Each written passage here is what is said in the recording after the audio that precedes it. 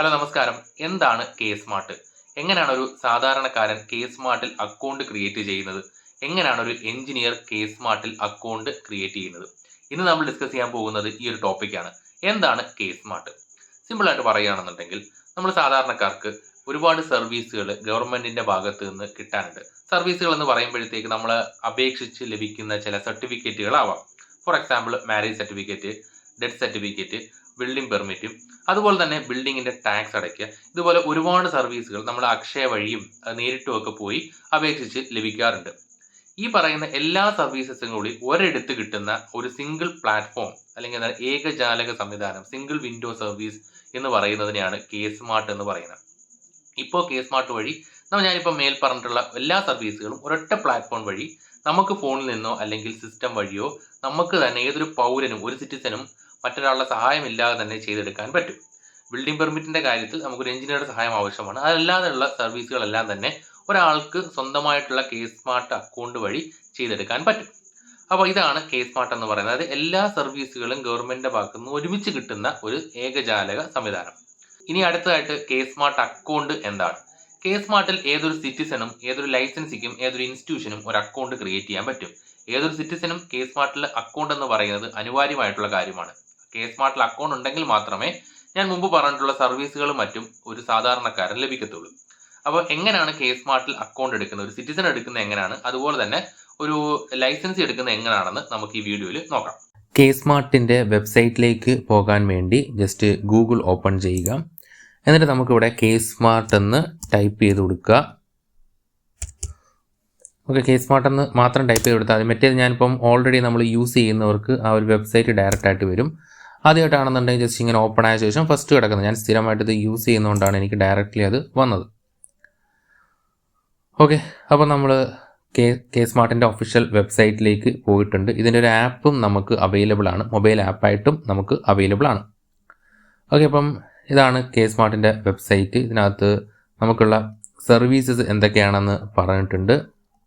Okay, താഴെ birth registration, marriage registration, death registration, building permit, property tax. അതായത് ഞാൻ നേരത്തെ പറഞ്ഞ പോലെ നമ്മളുടെ ഒരു ഗവൺമെൻറ്റിൻ്റെ, അതായത് LSTDയിൽ നിന്ന് ഒരു പൗരന് കിട്ടേണ്ട ഡോക്യുമെൻറ്റേഷൻസും സർവീസസും കൃത്യമായി പറയുകയാണെന്നുണ്ടെങ്കിൽ LSTDയിൽ നിന്ന് ഒരു പൗരന്, സിറ്റിസന് കിട്ടേണ്ട സർവീസസ് പ്രൊവൈഡ് ചെയ്യാനുള്ള ഒരു സിംഗിൾ വിൻഡോ സിസ്റ്റം, ഏകജാലക സംവിധാനമാണ് കെ സ്മാർട്ട് എന്ന് പറയുന്നത്. അപ്പോൾ നിങ്ങൾ ആദ്യമായിട്ട് കെ സ്മാർട്ടിലേക്ക് വരുമ്പോഴത്തേക്ക് ജസ്റ്റ് രജിസ്റ്റർ ചെയ്യണം.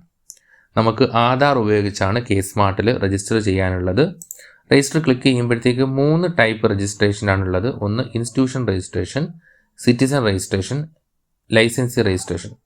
ഇതിൽ സിറ്റിസൺ രജിസ്ട്രേഷൻ മാൻഡേറ്ററി ആയിട്ട് എല്ലാ സിറ്റിസൺസും ചെയ്തിരിക്കണം. ലൈസൻസി രജിസ്ട്രേഷൻ എന്ന് പറയുന്നത് നമ്മൾ സർവീസസ് പ്രൊവൈഡ് ചെയ്യുന്ന ആൾക്കാർ, ഫോർ എക്സാമ്പിൾ എഞ്ചിനീയേഴ്സിനൊക്കെ ചെയ്യുന്നത് ലൈസൻസി രജിസ്ട്രേഷൻ ആയിരിക്കും. ഓക്കെ, ഇത് രണ്ടുമാണ് നമുക്ക് കൂടുതലായിട്ടും യൂസ് ചെയ്യേണ്ടി വരുന്നത്.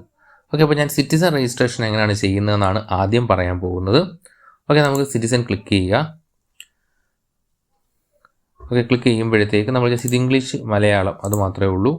ഇത് നമ്മൾ ഒരു കൺഫർമേഷൻ കൊടുക്കുന്ന കണക്കാണ്. നമ്മൾ ഈ അഫിഡവിറ്റ് അക്നോളജ്മെൻ്റ് കൊടുക്കത്തില്ല, അതേ കണക്ക് ജസ്റ്റ് ക്ലിക്ക് ചെയ്തിട്ട് പ്രൊസീഡ് കൊടുക്കുക. പ്രൊസീഡ് കൊടുക്കുമ്പോഴത്തേക്ക് നമുക്കിവിടെ രജിസ്റ്റർ വിത്ത് ആധാർ നമ്പർ വെച്ചിട്ടാണ് രജിസ്റ്റർ ചെയ്യുന്നത്. അതല്ലാതെ നമുക്ക് മറ്റ് മെത്തേഡുകളുണ്ട്. ഡോക്യുമെൻറ്റ് ടൈപ്പായിട്ട് PAN card, passport, election ID, അതിൻ്റെ ഡോക്യുമെൻറ്റ്, അതിൻ്റെ ഇത് ഫോട്ടോ അപ്ലോഡ് ചെയ്യുക, അതിൻ്റെ ഫോൺ നമ്പേഴ്സ് വെച്ചിട്ട് വെരിഫൈ ചെയ്തിട്ട് വരുന്ന ഒരു മെത്തേഡ് ഉണ്ട്. ഇത് കുറച്ച് ടൈം എടുക്കുന്നതാണ്. ആധാർ വെച്ചിട്ടാണ് നമ്മൾ ചെയ്യുന്നത്. എങ്ങനെയാണെന്നുണ്ടെങ്കിൽ ആധാർ നമുക്ക് മസ്റ്റായിട്ടും വേണം. ആധാർ ലിങ്ക് ചെയ്തിട്ടുള്ള ഫോൺ നമ്പരും, അതായത് ആധാറും വേണം, ആധാർ ലിങ്ക് ചെയ്തിട്ടുള്ള ഫോൺ നമ്പരും വേണം. എങ്കിൽ മാത്രമേ കെ സ്മാർട്ടിൽ നമുക്ക് വർക്ക് ചെയ്യാൻ പറ്റത്തുള്ളൂ.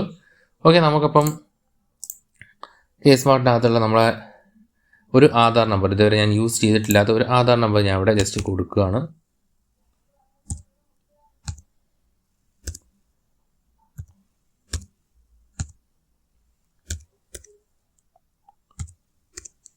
ഓക്കെ, അപ്പോൾ ആധാർ നമ്പർ ഞാൻ കൊടുത്തിട്ട് സൈഡിൽ ഗെറ്റ് OTP ഉണ്ട്. OTP കൊടുക്കുമ്പോഴത്തേക്ക് നമുക്കിവിടെ സൈഡിൽ മെസ്സേജ് വരുന്നുണ്ട്, OTP സക്സസ്ഫുൾ ആയിട്ട് സെൻഡ് ചെയ്തിട്ടുണ്ട് എന്നുള്ളത്.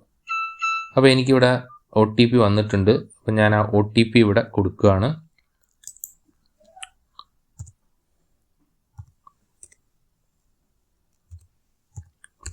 ഓക്കെ, OTP കൊടുത്ത ശേഷം സബ്മിറ്റ് കൊടുക്കുക.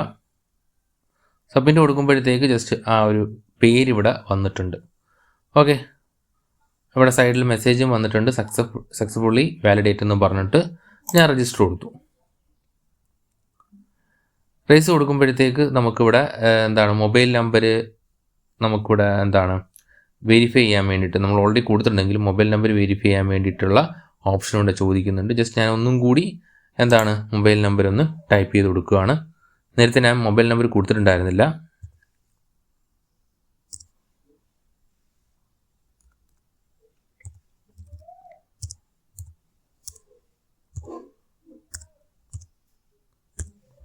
ഓക്കെ, ജസ്റ്റ് ഞാൻ വീണ്ടും ഗെറ്റ് OTP സെൻഡ് ചെയ്തിട്ടുണ്ട്.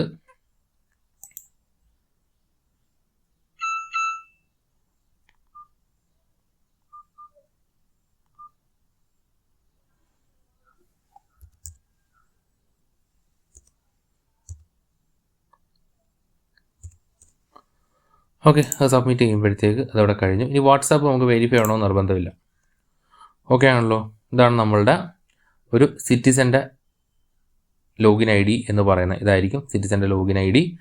നമുക്ക് ഡീറ്റെയിൽസ് വേണമെന്നുണ്ടെങ്കിൽ അവിടെ എഡിറ്റിൽ ക്ലിക്ക് ചെയ്യുകയാണെന്നുണ്ടെങ്കിൽ ഏത് ടൈമിൽ വേണമെങ്കിൽ നമുക്കത് എഡിറ്റ് ചെയ്യാൻ പറ്റും. ഓക്കെ, ഇവിടെ ഞാനിതൊക്കെ ഹൈഡ് ചെയ്തിരിക്കുന്ന ഒരാളുടെ പേഴ്സണൽ ഡാറ്റ ആയതുകൊണ്ടാണ് ഞാൻ ഈ ഫേസും മറ്റു കാര്യങ്ങളെല്ലാം ഹൈഡ് ചെയ്ത് വെച്ചിരിക്കുന്നത്. ഓക്കെ, ഇതിനകത്ത് മൈ ആപ്ലിക്കേഷനിൽ പോവുകയാണെന്നുണ്ടെങ്കിൽ നമ്മൾ എന്തെങ്കിലും ആപ്ലിക്കേഷൻസ് കൊടുത്തിട്ടുണ്ടെങ്കിൽ ഇവിടെ കാണും. ന്യൂ ആപ്ലിക്കേഷൻ കൊടുക്കുകയാണെന്നുണ്ടെങ്കിൽ നമുക്ക് പുതിയതായിട്ടുള്ള എന്തെങ്കിലും ആപ്ലിക്കേഷൻസും കാര്യങ്ങളൊക്കെ ഇവിടെ കൊടുക്കാനായിട്ട് സാധിക്കും. അതായത് സിവിൽ രജിസ്ട്രേഷൻസ്, അതായത് birth certificate, death certificate, marriage certificate പോലുള്ള പിന്നെ പ്രോപ്പർട്ടി ടാക്സുകൾ, അങ്ങനെയുള്ള കാര്യങ്ങളെല്ലാം നമുക്കിവിടെ കൊടുക്കാനായിട്ട് സാധിക്കും. അതായത് ആക്ച്വലി ഇതെല്ലാം തന്നെ നമ്മൾ മുമ്പ് മറ്റ് സൈറ്റുകൾ വഴി രജിസ്റ്റർ ചെയ്തിരുന്ന കാര്യങ്ങളെല്ലാം ഇപ്പം നമുക്ക് ജസ്റ്റ് ഈ ഒരൊറ്റ സൈറ്റിൽ കയറി ഏതൊരു വ്യക്തിക്കും ചെയ്യാൻ പറ്റും. നമ്മൾ കൊടുത്തിട്ടുള്ള പേയ്മെൻറ്റ്സുകളുടെ ഡീറ്റെയിൽസ് നമുക്കിവിടെ കാണാൻ പറ്റും. നമ്മളുടെ ഡോക്യുമെൻറ്റേഷൻസ് എന്തെങ്കിലും കൊടുത്തിട്ടുണ്ടെങ്കിൽ അതിൻ്റെ ഡീറ്റെയിൽസ് ഇതെല്ലാം നമുക്ക് ഈ ഒരു ലോഗിനകത്ത്, അതായത് K-സ്മാർട്ടിൻ്റെ സിംഗിൾ ലോഗിനകത്ത് അറിയാൻ സാധിക്കും. ഇതാണ് നമ്മളുടെ K-സ്മാർട്ട് സിറ്റിസൻ്റെ ലോഗിൻ എന്ന് പറയുന്നത്. നമ്മൾ ബിൽഡിംഗ് പെർമിറ്റിന് ആപ്ലിക്കേഷൻ കൊടുക്കുമ്പം അതും നമ്മളെ മൈ ആപ്ലിക്കേഷനിൽ, അതായത് എഞ്ചിനീയർ ആയിരിക്കും ചെയ്യുന്നതെങ്കിൽ പോലും ഈ ആപ്ലിക്കേഷനിൽ സിറ്റിസൻ്റെ ആപ്ലിക്കേഷനിൽ വന്നതിന് ശേഷം മാത്രമേ അത് LSTDയിലോട്ട് പോകത്തുള്ളൂ. ഓക്കെ ആണല്ലോ. അപ്പോൾ ഞാൻ ജസ്റ്റ് ഇവിടുന്ന് ലോഗ് ഔട്ട് ചെയ്യുകയാണ്. അപ്പോൾ സിറ്റിസൻ്റെ ലോഗിനിലാണ് നമ്മളിപ്പം കയറി ഓരോ കാര്യങ്ങളും നോക്കിയത്. അടുത്തതായിട്ട് നമ്മൾ നോക്കാൻ പോകുന്നത് ഓർഗനൈസേഷൻ ലോഗിൻ, അതായത് നമ്മൾ എഞ്ചിനീയേഴ്സൊക്കെ എങ്ങനെയാണ് രജിസ്റ്റർ ചെയ്യുന്നത് എന്നാണ് അടുത്തതായിട്ട് നമ്മൾ നോക്കാൻ പോകുന്നത്. അതിൽ രജിസ്റ്ററിലേക്ക് വരുമ്പോഴത്തേക്ക് നമ്മുടെ ലൈസൻസി രജിസ്ട്രേഷൻ എന്ന് കിടപ്പുണ്ട്. അതാണ് ഓർഗനൈസേഷൻ രജിസ്ട്രേഷൻ എന്ന് പറയുന്നത്. ഓക്കെ, ഇവിടേക്ക് വരുമ്പോഴത്തേക്ക് ലൈസൻസിയുടെ പേര് കൊടുക്കാം. ഓക്കെ, ലൈസൻസിയുടെ പേര് കൊടുക്കാം. അതുപോലെ തന്നെ നമുക്കിവിടെ യൂസർ നെയിമായിട്ട് നമ്മളെ മെയിൽ ID കൊടുക്കാം. അതിനൊരു പാസ്വേഡ് നമുക്ക് സെറ്റ് ചെയ്യാം, അത് നമുക്ക് കൺഫേം ചെയ്യാം. അതിൻ്റെ ഫോൺ നമ്പർ കൊടുക്കാം, ആധാർ നമ്പർ കൊടുക്കാം. നേരത്തെ പോലെ ഗെറ്റ് OTP കൊടുക്കുമ്പോഴത്തേക്ക് ഇവിടെ OTP വരുന്നതായിരിക്കും. ഓക്കെ ആണല്ലോ. ജസ്റ്റ് ഇത് കൊടുക്കുന്നു. ഞാനൊരു ഓൾറെഡി ഞാൻ ഇതിനകത്ത് അക്കൗണ്ട് ക്രിയേറ്റ് ചെയ്തിരിക്കുന്നതുകൊണ്ട് എനിക്ക് വീണ്ടും ചെയ്യാൻ പറ്റത്തില്ല. അപ്പം ചെയ്യുന്ന കാര്യത്രേ ഉള്ളൂ. ഫസ്റ്റ് പേര് കൊടുക്കുക, അതിന് ഒരു യൂസർ നെയിം എന്ന് പറയുന്നത് ഇമെയിൽ ID ആയിരിക്കും. പാസ്വേഡ് കൊടുക്കുക, കൺഫേം ചെയ്യുക, മെയിൽ ID എടുത്ത് രജിസ്റ്റർ ചെയ്യുക. രജിസ്റ്റർ ചെയ്യുമ്പോഴത്തേക്ക് നമ്മളുടെ ഈ ഒരു അക്കൗണ്ട് നേരത്തെ ഞാൻ ഓപ്പൺ ചെയ്ത കണക്ക് അത് ഓപ്പൺ ആയിട്ട് വരും. അതിനകത്ത് എഞ്ചിനീയേഴ്സിന് ചെയ്യാനുള്ള ഒരു അഡീഷണൽ ആയിട്ട് വരുന്ന കാര്യം എന്ന് പറയുന്നത് നമ്മൾ സർട്ടിഫിക്കറ്റ്സ് ഇമ്പോർട്ട് ചെയ്യുക എന്നുള്ളതാണ്. ആ സർട്ടിഫിക്കറ്റ് ഇമ്പോർട്ട് ചെയ്തിട്ട് ശേഷം മാത്രമേ നമുക്കിത് ബിൽഡിംഗ് പെർമിറ്റും കാര്യങ്ങളും ഒക്കെ ചെയ്യാനായിട്ട് പറ്റത്തുള്ളൂ. ഇപ്പം നമുക്ക് ഓൾറെഡി ഒരു അക്കൗണ്ട് ഉണ്ടെങ്കിൽ നമ്മൾ ജസ്റ്റ് ലോഗിൻ ചെയ്യാൻ നേരത്ത് സിറ്റിസൺ ഒഫീഷ്യൽ ഉണ്ട്, ഓർഗനൈസേഷൻ ഉണ്ട്. ഒഫീഷ്യൽസ് എന്ന് പറയുമ്പോഴത്തേക്ക് ഗവൺമെൻറ് എംപ്ലോയീസ് ആണ് ഉദ്ദേശിക്കുന്നത്. സിറ്റിസൺ എന്ന് പറയുമ്പോൾ നമുക്ക്, ഓർഗനൈസേഷൻ എന്ന് പറയുമ്പോഴത്തേക്കാണ് എഞ്ചിനീയേഴ്സ് പോലുള്ള ഈ ലൈസൻസീസിന് ലോഗിൻ ചെയ്യാൻ പറ്റുന്നത്. ഓക്കെ, ഇതിപ്പോൾ ഞാൻ കുറച്ച് മുമ്പ് ലോഗ് ഔട്ട് ആയതുകൊണ്ടാണ് ജസ്റ്റ് ഡയറക്റ്റ് ലോഗിനായി പോയത്. ഇത് അല്ലെന്നുണ്ടെങ്കിൽ നമുക്ക് OTP വെച്ചിട്ട് തന്നെയാണ് ലോഗിനായി വരുന്നത്. ഇടയ്ക്ക് വെച്ചിട്ട് ഇത് പോവുകയും ചെയ്യും, OTP ചോദിക്കാൻ പറയുകയും ചെയ്യും. അതാണ് ഈ സൈറ്റ് ജസ്റ്റ് ഒരു ഇഷ്യൂസ് ഉള്ളതാണ്. അപ്പോൾ ഇതാണ് നമ്മൾ ലോഗിൻ ചെയ്യുമ്പോഴത്തേക്ക് ഇങ്ങനെ ആയിരിക്കും നമ്മളൊരു വിൻഡോ വരുന്നത്. നമ്മൾ ലാസ്റ്റ് ചെയ്തിരിക്കുന്ന ഫയൽസ് ഇവിടെ കാണും. ഓക്കെ, അപ്പം അതിൻ്റെ ഇൻബോക്സിലാണ്. സർവീസസിലേക്ക് പോവുകയാണെന്നുണ്ടെങ്കിൽ നമുക്ക് K-സ്മാർട്ട് ത്രൂ കൊടുക്കാൻ പറ്റുന്ന സർവീസസ് എല്ലാം നമുക്കിവിടെ കാണും. അതിൽ building permit and approval, general permit ഉണ്ട്, അണ്ടർ സ്കീംസ് അങ്ങനെയുള്ള കാര്യങ്ങളെല്ലാം ഇവിടെ ഉണ്ട്. റെഗുലറൈസേഷൻ ഉണ്ട്, പോസ്റ്റ് പെർമിറ്റ് അപ്രൂവൽ ഉണ്ട്. അതുപോലെ എന്താണ് ടെലികമ്മ്യൂണിക്കേഷൻ ടവേഴ്സിൻ്റെ ഇൻറ്റിമേഷൻ്റെ കാര്യങ്ങളുണ്ട്.